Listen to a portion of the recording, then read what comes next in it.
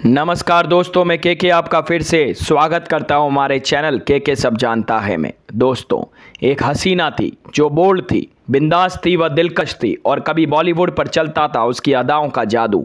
लेकिन एक वक्त ऐसा भी आया जब उसे मिली गुमनाम मौत। जानिए बॉलीवुड की अदाकारा परवीन बॉबी की ज़िंदगी से जुड़ा हर राज। आदमी अंदर से कितना खाली होता है, ये बात पता चलती है हमें बॉलीवुड अभिनेत्री परवीन बॉबी की मौत से।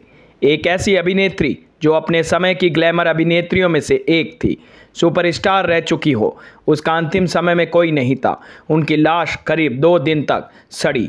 बॉबी की मौत 16 साल पहले 20 जनवरी 2005 को इतनी दर्दनाक थी जिसके बारे में सुनकर इंडस्ट्री सकते में आ गई थी। बताया जाता है कि वे सिजोफ्रेनिया नाम की मानसिक बीमारी से पीड़ित थी। ये आनुवांशिक बीमारी थी जिसके ठीक होने की संभावना न के बराबर थी। इस बीमारी में व्यक्ति को भ्रम और दुस्वप्न का सामना करना पड़ता है। कहा जाता है कि इसी मानसिक बीमारी की वजह से उनके रिश्तेदार उनसे दूरी बनाने लग गए थे। परवीन का जन्म जूनागढ़ गुजरात के एक मुस्लिम परिवार में हुआ था। उनकी आरंभिक शिक्षा mount Carmel high school Ahmedabad में हुई और बाद में उन्होंने सेंट जेवियर्स कॉलेज अहमदाबाद से अंग्रेजी साहित्य में मास्टर डिग्री प्राप्त की।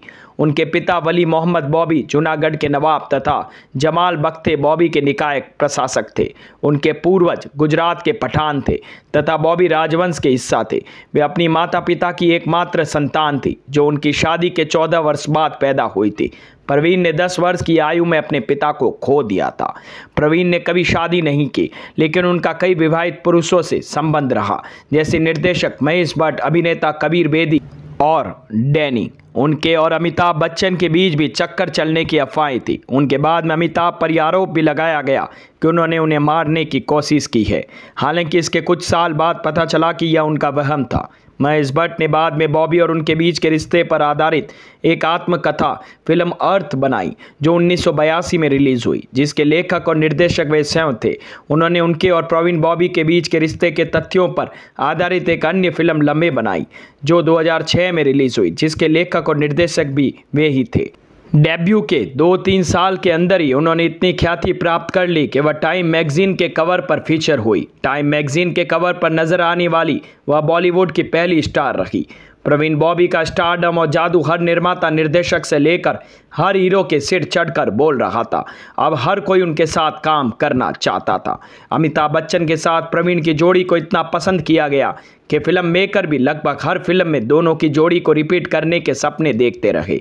परवीन और अमिताभ ने दर्जन फिल्मों में काम किया और लगभग सभी फिल्में हिट रही। इनमें सुहाग, मजबूर, दीवार, देश प्रेमी, नमक हलाल, काला पत्थर, कालिया और अमर अकबर एंथनी जैसी फिल्में शामिल हैं। परवीन एक ऐसी एक्ट्रेस रही जिन्होंने अमिताभ के अलावा उस वक्त के सभी लीड हीरो जैसे कि शशि कपूर, धर्मेंद्र, राजेश खन्ना, विनोद खन्ना, ऋषि कपूर और फिरोज खान के साथ काम किया। परवीन बॉबी का कोई जान से मारना चाहता है, इस बात का डर खुद परवीन बॉबी को हमेशा ही रहता था।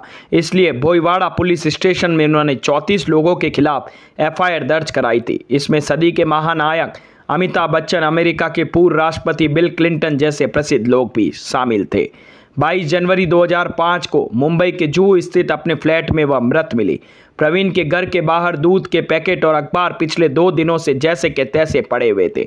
यह भी बताया जाता है कि परवीन बॉबी की मौत 20 जनवरी को ही हो गई थी। बताते हैं कि परवीन डायबिटीज़ की और पैर की बीमारी गैंग्रीन से पीड़ित थी। बताया जाता है कि वे सिजोफ्रेनिया नाम की मानसिक बीमारी से भी पीड़ित थी। वे आनुवांशिक बीमारी थी जिसे ठीक होने की संभावना न के बराबर थी। परवीन डायबिटीज़ और गैंग्रीन से भी पीड़ित थी। इस वजह से उनकी किडनी और शरीर के कई अंगों ने काम करना बंद कर दिया था। लेकिन उनकी मौत की वजह उनकी बीमारी थी या उन्होंने आत्महत्या की, ये अब तक राज ही रह गया। पड़ोसियों ने पुलिस को इन्फॉर्म किया कि परवीन बॉबी घर के बाहर अखबार और दूध के पैकेट 2 दिन से पड़े हैं। इसके बाद पुलिस ने एक नकली चाबी से परवीन बॉबी के घर का दरवाज़ा खोला था। आखिरी वक्त में जब परवीन को अपनी जायदाद का वारिस तलाश करना था तो उन्होंने दूर दूर तक कोई नज़र नहीं आया। हर हिस्से से चोट खा चुकी परवीन अपनी जायदाद का 80% हिस्सा गरीबों के नाम कर गई। इसका खुलासा परवीन की मौत के 11 साल बाद हुआ। 11 साल तक परवीन बॉबी की वसीयत की जांच चलती रही। 14 अक्टूबर 2016 को इस बात की पुष्टि हो गई कि ये वसीयत सही है और परवीन ने ही अपनी दौलत गरीबों के नाम कर दी है। साल 2005 में जब परवीन की मौत हुई थी तो उनके मामा ये वसीयत सामने लेकर आए थे। वसीयत पढ़ने के बाद प्रवीण के परिवार के 3 लोगों ने इसे गैर कानूनी बता दिया और हाई कोर्ट में चुनौती दे दी, लेकिन हाई कोर्ट के फैसले से इस बात की पुष्टि हो गई कि वो वसीयत असली है। प्रवीण ने जीवन के अंतिम काल में ईसाई धर्म अपना लिया था। यह बात उन्होंने एक साक्षात्कार में कही थी।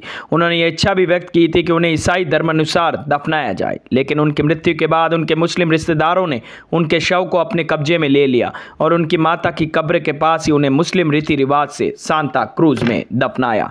तो दोस्तों, कैसी लगी प्रवीण बॉबी से जुड़ी ये जानकारी? अगर मेरे ये वीडियोस आप लोगों को पसंद आते हैं तो प्लीज़ लाइक शेयर सब्सक्राइब करना ना भूले और हाँ, कमेंट करना भी ना भूले। धन्यवाद।